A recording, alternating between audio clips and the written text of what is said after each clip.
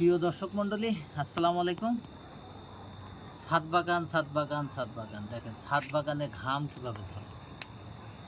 এই যে গাছের জিও ব্যাগের ভিতরে গাছের উপরে মাটি যদি এইভাবে শক্ত হয়ে যায়, এই যে এইভাবে দেখাও মাটিটা এইভাবে শক্ত হয়ে যদি ফাটে, এইভাবে যদি শক্ত হয়ে এই যে এইভাবে যদি শক্ত হয়ে থাকে, এরকম যদি শক্ত থাকে, তাহলে তো খবর আছে।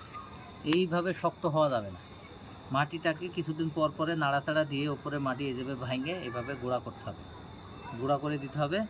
এবং পর্যাপ্ত পরিমাণে জৈব সার যদি না থাকে তাহলে জৈব সার অ্যাড করতে হবে। ভার্মি কম্পোস্ট, টাইকো কম্পোস্ট এবং গোবর, পচা গোবর যেটা গুঁড়া করে পাউডার করে এর সাথে অ্যাড করতে হবে। এখন আমি এই মাটিটা ভাঙবো, ভাঙার পরে আমি এখানে নিয়ে নিছি রাসায়নিক সার নিয়ে নিছি। দেখেন এখানে সালফার আছে, ম্যাগনেসিয়াম আছে, টিএসপি আছে, ইউরিয়া আছে, জিপসাম আছে, বোরন আছে এবং দানাদার বিষ আছে। সবগুলাই পর্যাপ্ত পরিমাণে, যেই গাছের খাদ্যের যে ডোজ অনুসারে, গাছের বয়স এবং মাটির ডোজ অনুসারে যেই পরিমাণটা দরকার সেই পরিমাণটা নিয়েছি। সব মিলায় সর্বোচ্চ 200 গ্রাম ওয়েট হবে। সব মিলায়, সব উপাদান মিলে 200 গ্রাম ওয়েট। এই জিনিসটা মাটিটা গুঁড়া করে ওপর নিচ করে আমি এটা এর ভিতরে দিব। আমার মামনি কদবেল খাবে। এই গাছটা কি গাছ বাবা? কদবেল গাছ। কদবেল তোমার জন্য ধরবে, তুমি খাবা।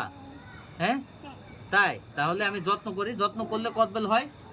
ঠিক আছে, ঠিক আছে দর্শক, আপনারা ভালো থাকবেন।